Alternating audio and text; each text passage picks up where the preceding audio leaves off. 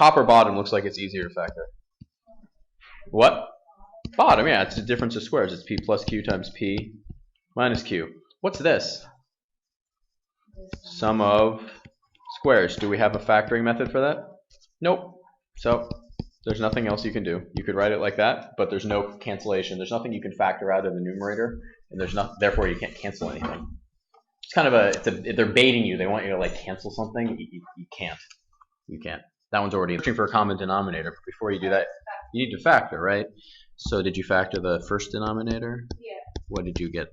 P plus, p Yeah. plus 3 Mhm. times p plus 4. Good. And then the other one, it's. Same thing. Oh, is it the same thing? Yeah. Oh, it's the same denominator. Yeah. Oh, so yeah, you can factor. That's fine. Doesn't hurt to factor, right? So what? Yeah, I was gonna say. Like, No, if you already noticed, so you could have noticed already that it was the same. I mean, yeah. like that's what I mean. You don't have to. Nope. If you already noticed it's the same, it's fine. But let's try this. So yeah, it's fine. And then you can just add it together, right? So what are you gonna end up with? 5p plus 20 over. Yep. Just restating it differently. Yeah. Yeah. You have. No. If you notice it's already the common denominator, you do not have to factor. Next question. Does that answer like right Yes. over if you did it over p squared plus 7? Yeah. Plus Mhm. 12? If that's what it's asking, I mean, the question was asking, write all answer in lowest terms. It would be in the lowest terms. Yeah, sure. Sure. I mean, if I asked for like fully factored form, you would then keep on going on this one because it's not fully factored. Because what can you pull out of the numerator on this one? Yeah, 5 times p plus. Oh, look at this, everybody. Oh, look at this. We weren't done, were we? So now you can cancel that, and you end up with 5 over p plus 3. So you did not have to factor it to add them, but you did have to factor it to simplify it. Yeah. I just. You see what I mean? So, for example, let's say this was 19. Let's say this instead of 20 was 19. Then there would be nothing else to do. But since it's 20, it factors really nicely, and you end up being able to cancel. Does that kind of make sense? So before we start any of these problems, Factor. Really factor. It really is the number one thing you should do to make your life happy. Yes, another one. Yeah, Katie. Can you go over number 87 On 7.1? 7.1. 87. Oh, we're getting to the 80s. Nice. Number 87. Nice. What did we say? Ah, okay. So what's that word we do all the time at the beginning of these? Factor, factor, factor. So let's factor. We don't have to factor it all at once. Let's just factor what we can really nicely. So for example, if there's lots of even numbers, what can you start pulling out? Twos. So for example, let's just leave this one alone for now. But you end up with what? 2 times x plus 3. And down here you end up with 2 times x squared minus 9 times. And what can you factor out a 2 there? Yeah. 2 times. Oh, 4. No, the 18. No. That's x plus 3x Plus 6x plus what? 9. Okay. Is now just factor what you can. Yeah. What's x squared minus 9? X plus 3x minus. Yeah, that right there. You like that. So let's just target that. So we have 8x. Oh, and the 2s. We can just kill the 2s, right? Yeah. There's 1 left. And put that in parentheses right there. Thank you. What do we get? X plus 3 right here. And then what are you left with down here? X plus 3 times x minus 3 times 2 times 4x squared plus 6x plus 9. Oh, is there something that cancels now? Yeah, just take it one at a time. We're not done yet, though, because you theoretically should now try to factor. There's 2 things you could try to factor. Which one do you want to go after first? Well, which one's the bigger one? The trinomial? Yeah. Let's go after the trinomial. This one's nice. Anybody know what that one is? 2. Wait, sorry. 2x plus 3, 2x. It's 2x plus 3 squared, yeah. So you have 2 times x minus 3 times what? 2x plus 3 squared. Yeah, it is because it's no, it's not actually. You want it to be that, right? But look, if you actually test out 2x plus 3 times 2x plus 3, look what happens. You get the 4x squared, right? But then you get 6x plus what do you get? Do you end up with what you want? You end up with 12 instead of 6, right? So we'd have to test out something else. So that one doesn't work. I'm not going to erase it. So this is just a test area right here. There's test 1. 4 and 1. Well, or we can break up the 9 differently, but I like the idea of going 4 and 1. So 4x and what? X plus, it needs to multiply together to get 9 though, right? Correct? No, So it how needs about, to get 6. No, the two numbers need to multiply. Yeah, the two things we build have to add together. But I would do 1, but then does that work? No, you get 13x, right? It might be. It might be. But so let's just pause here for a second.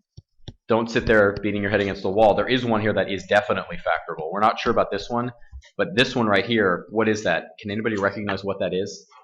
Difference of cubes. That's the difference of cubes, because you can rewrite this as 2x cubed minus 3 cubed. Oh, cubed, thank you. So we have this now. Let me write it again. What was it? 4x squared plus 6x plus 9. In the back of my head, whenever I run into this word right here, pause, whenever I'm pausing something because I think it's prime, I always go back just to check to make sure I simplified correctly, because I don't want to think it's prime when I made a typo or something, right? So did I make it right? Well, this, when I divide by 2, yeah, it's right. It's 4x squared plus 6x plus 9. So that's the difference of cubes. You remember what that factors into? It's going to be 2x. What is it? Do you remember what the formula is, everybody? X. We don't know yet. We're not 100% sure yet. Hold on. Let's just write the formula first. X cubed minus y cubed is what? X. It's in x minus y times x squared plus. Isn't it plus? I think. Yeah. I think it is. Yeah. So when we do this out, what do we end up with? 2x minus 3 times 4x squared, right? Because I'll write it out differently.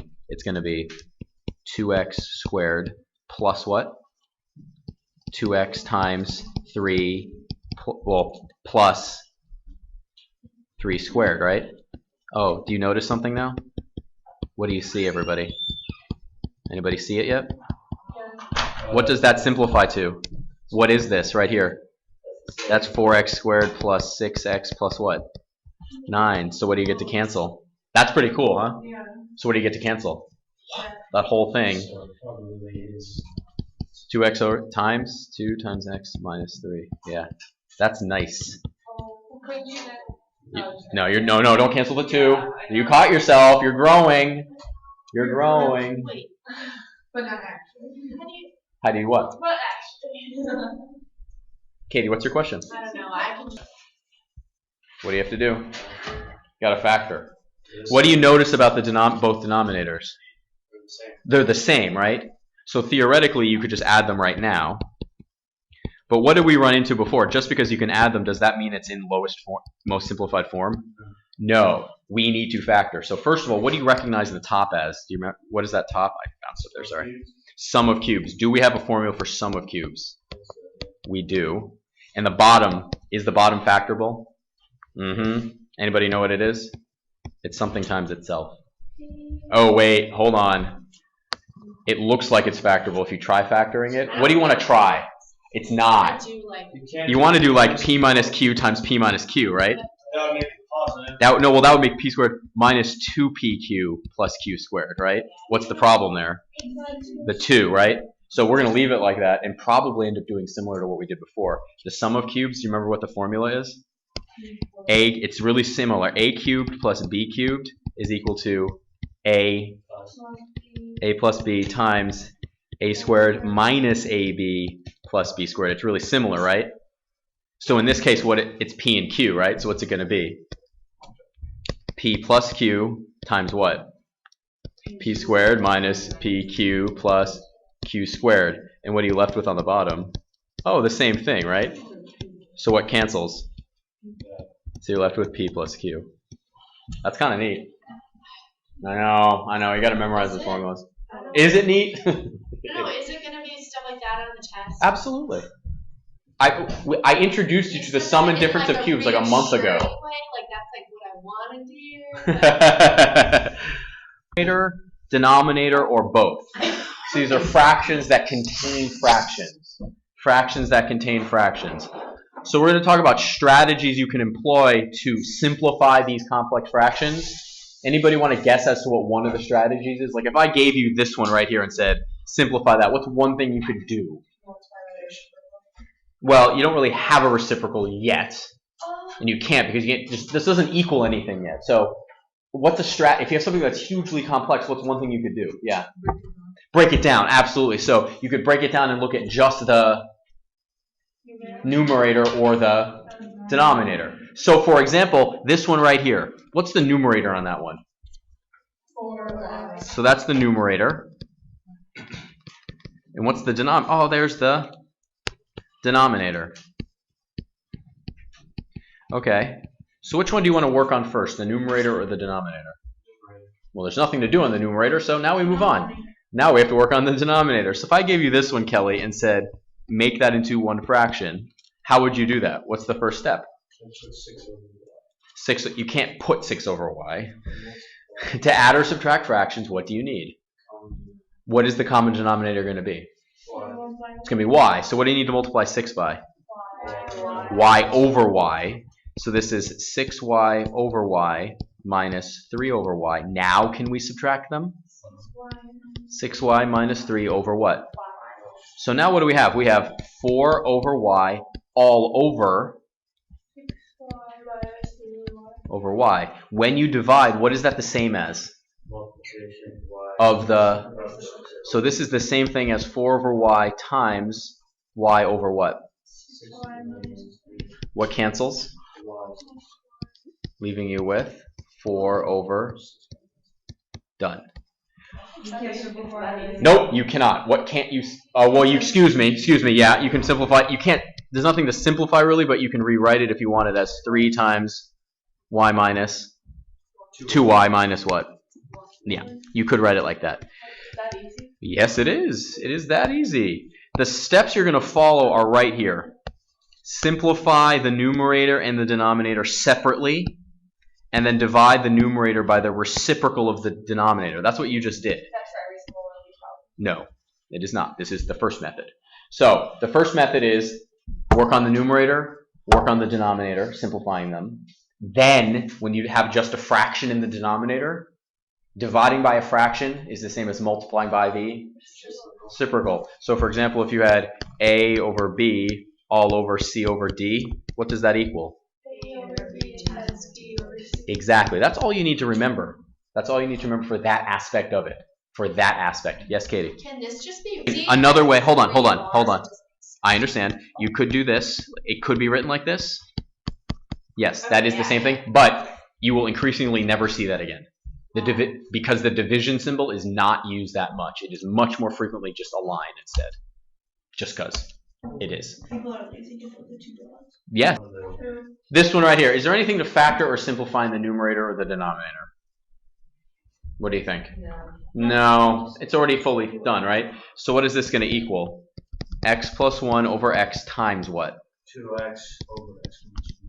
What's the one thing you can cancel? Nope. The x and the x.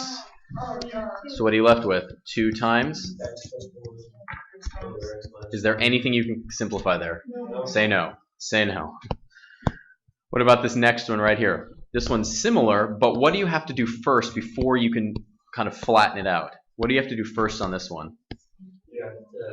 You have to do the addition on the top and the subtraction on the bottom. Try this one by yourself right now. See if you can. What does the numerator become? Plus y. All over what? Over y? Right? So what does that equal? 2y plus 1 over y times what? Y over 2y. Cancels, and what are you left with? 2y plus 1. Yeah, look at that. Nice. How'd that go? So this is the one we just did, right? Correct? Let's say I just multiplied the whole thing by y over y. Is that allowed? Am I changing anything if I multiply by y over y? Because I'm multiplying by 1. So if we did this, what's y times 2? 2y. And then you have plus 1 over y times y over 3y minus 2 over y times y. Everybody sees that? What's y times 1 over y? 2y plus 1 and 3y minus 2. Look at that. Is that a little quicker? Yes. In certain cases, this will be quicker. What did we multiply by? We multiplied by the least common denominator of all the denominators. What's the LCD up here? What's the LCD? Y. And what's it up here? So what's the least common denominator of y and y? Y. Is it always that easy? No. It can be a little bit more complicated, and I like this method because usually it results in something that happens pretty quick. So do you like this method better than the other? It depends on the system. Sometimes this is much faster. Sometimes How can you tell the difference? you practice. So on this one, what's the least common denominator up here? What's the LCD? P minus 1. What about the LCD here? So what's the LCD of both of them put together? Don't multiply it out. P times P minus 1. You combine them, right? So what are we going to multiply the top and the bottom by? P times P minus 1. So we take this thing right here. So we take this one, it's the same thing, and we're going to multiply it times P minus 1 up here, but then what else on the bottom? It has to be the same thing, because if it's not the same thing, it's not going to be 1, and then you've changed the value. What happens when we multiply this? What do you end up with? 2P times P minus 1, right? It's not that bad, it's just a lot of it. So it could be 2P squared times P minus 1. But what's the cool thing here? What do you end up with? Plus 5. Wait, I'm gonna do it all out once, just so you see it. P times what? P minus 1 all over 3P squared times P minus 1 plus what? No, minus, right? Is it minus? Yeah. Yeah, minus 2 over P times P minus 1. Is there stuff that cancels? Yeah, this P minus 1 cancels there, right? And this P cancels there. And look, did all those complex fractions go away now? Yeah, what are you left with? 2P squared times P minus 1 plus what? 5P all over what? Squared times P minus 1 minus 1. Yeah, there it is. You have now written it as one fraction. Now, theoretically, can you multiply this out and see if it simplifies a little bit?